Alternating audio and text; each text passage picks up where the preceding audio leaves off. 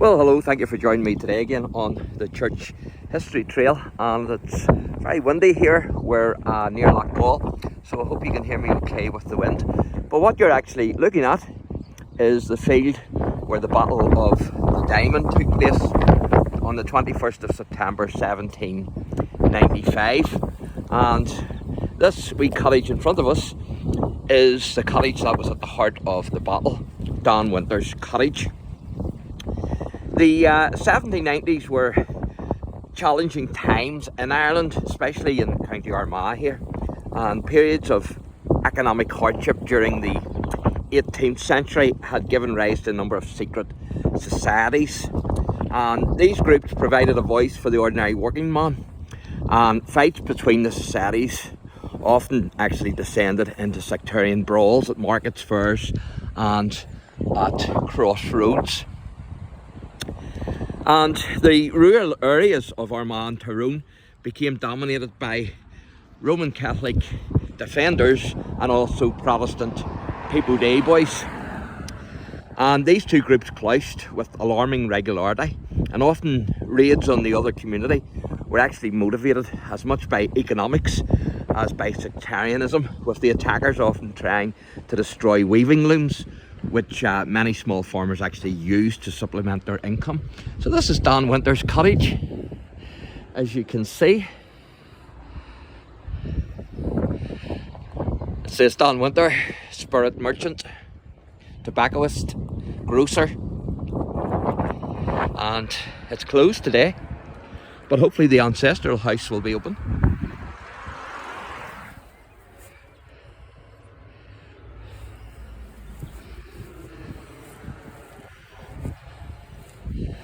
There you can see Don Winter's cottage, 1795.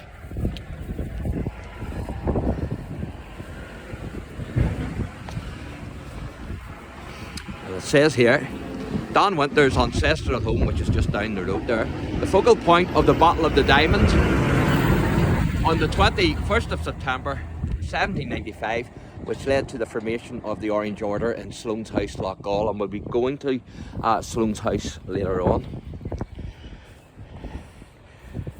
So all this was part of the battle site, and as I say, on the 21st of September 1795, a large party of defenders had assembled near the Diamond Crossroads, which is of course outside Loch Gall. And so they were actually gathering. It's called a crossroads, but it's really a staggered junction. But for some reason it's called a crossroads. Maybe the road has been changed over time, I don't know. Maybe it was actually a crossroads. And of course the aim of the defenders, who were actually the attackers on this day, the aim was actually to attack the small settlement inhabited by the Winter family, which is part of this here, of course, where they lived. And it was rumoured that the People Day boys had actually were holding meetings here in Don Winter's spirit grocers here at the Diamond. And as the numbers of defenders grew, they attacked the settlement shortly after 5 AM, and the cottage now was stoutly defended, and so there was a furious battle that actually ensued.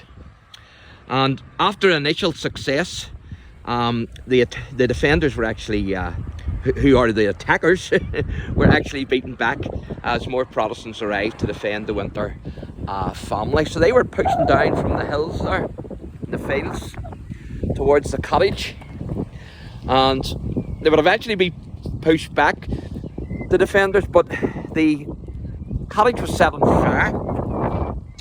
So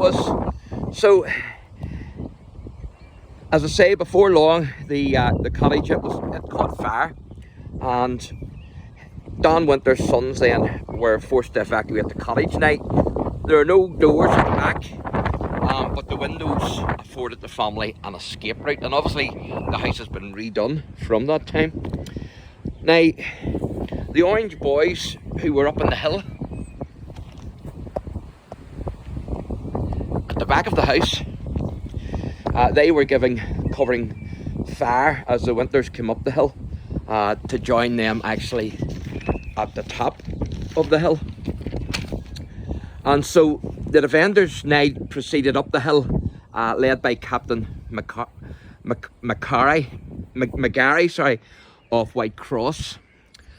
And the Reverend John Brown, here's what he writes: the Protestants who had served in the volunteers stepped out, dressed their line according to the drill book, and fired a destructive volley from their commanding position and from close at hand directly into the disorganised mob of defenders. So the defenders were going up the hill towards Don Winter and the Protestants, and some of the Protestants who had been in the volunteers then unleashed a volley of musket fire to them. And you can see the orchard there, the apple trees. Of course, we're in Orchard County, which is County Armagh,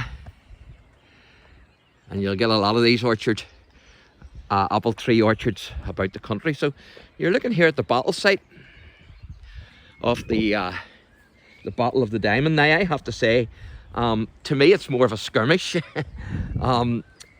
but it's called a battle, so we're going to go with battle anyway. And here's what Sibbett relates. He says the Bally organ boys at a given signal led a strong contingent down the slope and violently engaged the enemy. Hand-to-hand fighting ensued in the Diamond proper, with the result in less than half an hour the defenders were routed. And so ends then the Battle of the Diamond. And so they were firing from up the top, and the defenders were coming up.